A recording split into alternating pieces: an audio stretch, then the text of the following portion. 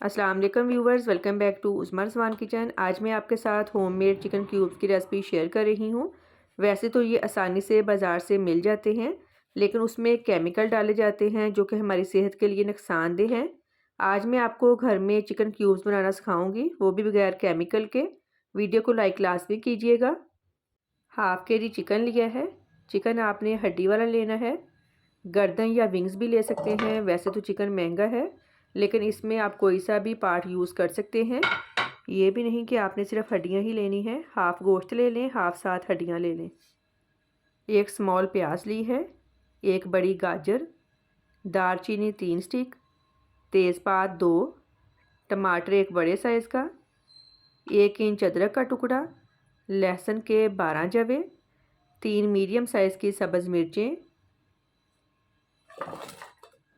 नमक half tea spoon, हल्दी powder half tea spoon, गरम मसाला पाउडर हाफ़ टी स्पून, ज़ीरा 1 टीस्पून, 2.5 लीटर पानी ऐड करेंगे। अब इसको कवर कर दें। फ्लेम हाई रखेंगे। जब उबाल आ जाए फ्लेम मीडियम कर दें और इसको 1.5 से 2 घंटे पकने के लिए छोड़ दें, क्योंकि हमें अच्छी सी यखनी चाहिए। दरमियान में चेक करते रहिएगा। हमें 2 कप यखनी चाहिए। जब 2 कप यखनी रह जाए तो फ्लेम बंद कर दें। 1.5 से 2 घंटे हो गए हैं। अब दोबारा चेक कर लेते हैं। ये देखें 2 कप पानी रह गया है। अब फ्लेम बंद कर देंगे।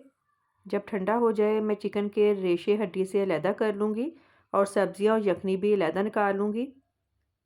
ये देखें मैंने चिकन के रेशे अलहदा कर लिए हैं, सब्जियां और यखनी भी अलहदा कर ली हैं। हड्डियां और खड़े मसाले ज़ाया कर देंगे। 2 कप यखनी इसलिए बचाई थी कि ये डालकर चिकन के रेशे और सब्जियां ब्लेंड कर लेंगे। चिकन के रेशे में हाफ़ यखनी डालकर ब्लेंड कर लेंगे।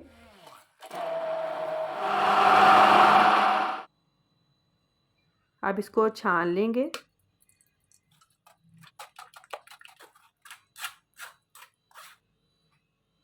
अब बाकी यखनी सब्जियों में डालकर ब्लेंड कर लेंगे।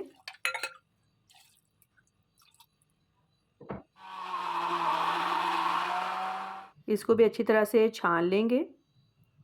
आप चाहें तो चिकन के रेशे और सब्जियां एक ही दफ़ा डालकर ब्लेंड कर सकते हैं। मिक्सचर रेडी है। अब इसको कुक कर लेंगे। 1 टेबलस्पून ऑयल लिया है। इसमें कुटी काली मिर्च 1/4 टीस्पून, लाल मिर्च पाउडर 1/4 टीस्पून। हल्का सा फ्राई करना है, ज़्यादा नहीं पकाना वरना मिर्च जल जाएगी। मिक्सचर ऐड करेंगे।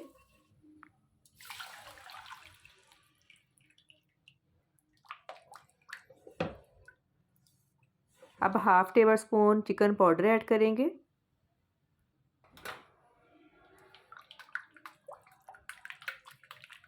जब पकना स्टार्ट हो जाए 2 टेबलस्पून कॉर्नफ्लोर में थोड़ा सा पानी डालकर मिक्स कर लेंगे और थोड़ा थोड़ा करके ऐड करेंगे।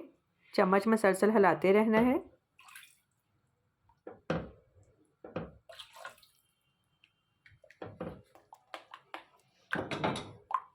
ये देखें गाढ़ा होना स्टार्ट हो गया है।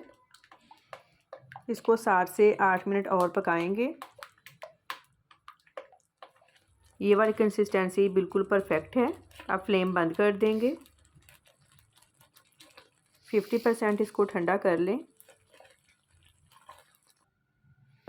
डिश को ऑयल से हल्का ग्रीस कर लेंगे। आप कोई सा भी बर्तन ले सकते हैं। मिक्सचर ऐड करेंगे और इसको इस तरह हिलाकर सेट कर लेंगे।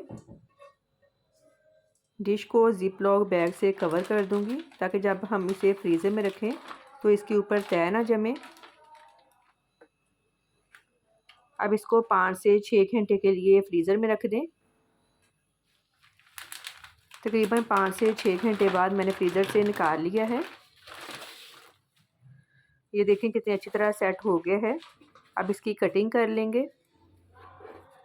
कटिंग आप अपनी मर्ज़ी से कर लें, चाहे छोटे क्यूब्स बना लें चाहे बड़े। आप इसे बहुत सारे खानों में यूज़ कर सकते हैं, जैसा कि सर्दियां हैं सूप में भी यूज़ कर सकते हैं, सब्जियों के पुलाव में भी और चाइनीज़ खानों में भी। आपने इसको फ्रीज़र में रखना है, फ्रिज में या रूम टेम्परेचर में नहीं रखना। इसकी वजह ये है कि हमने इसमें कोई भी प्रिजर्वेटिव शामिल नहीं किया जो इसको ख़राब होने से बचाए। इसको आप 1 साल के लिए भी फ्रीज़ कर सकते हैं। जितनी आपको ज़रूरत हो निकालें और यूज़ करें। अब इसको ज़िप लॉक बैग या एयर टाइट डिब्बे में डालकर फ्रीज़ कर लें। उम्मीद है आपको मेरी आज की रेसिपी पसंद आई होगी। फीडबैक लाजमी दें। दुआओं में याद रखिएगा। अल्लाह हाफ़िज़।